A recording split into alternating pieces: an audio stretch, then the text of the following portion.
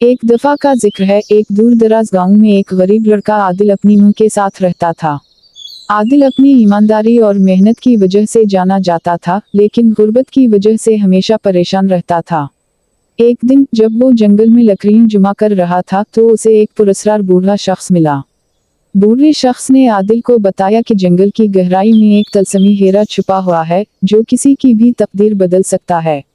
आदिल ने अपनी किस्मत बदलने और अपनी जिंदगी बेहतर करने के लिए इस हीरे को तलाश करने का फैसला किया। लेकिन जंगल में रास्ता आसान ना था। वहाँ कई खतरात थे जो इसकी हिम्मत और समझदारी का इम्तिहान लेते। सबसे पहले एक जादुई दरख्त ने इसका रास्ता रोक लिया। आदिल ने अपनी अकल से दरख्त को शिकस्त दी और आगे बढ़ गया। फिर वो एक झील पर पहुंचा जो जहरीले सांपों से भरी हुई थी।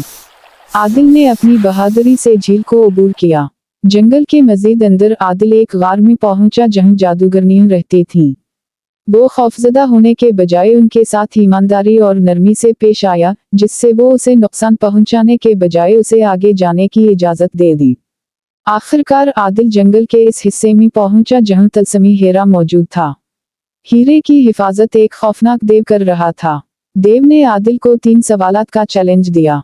अगर आदिल सही जवाब देता तो हीरा इसका हो जाता। पहला सवाल था, दुनिया की सबसे बड़ी दौलत क्या है? आदिल ने जवाब दिया, ईमानदारी।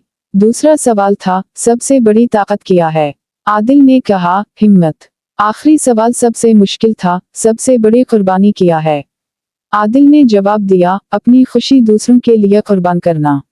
आदिल के दुरुस्त जवाबात सुनकर देव खुश हुआ और उसने तलस्मी हीरा उसे दे दिया। जैसे ही आदिल ने हीरे को छुआ, इसकी दुनिया बदल गई। वो न सिर्फ दौलतमंद हुआ बल्कि उसने अपने गांव के लोगों की मदद की और उनकी जिंदगी बेहतर बनाई। आदिल और तलस्मी हीरे की कहानी दूर दूर तक मशहूर हो गई।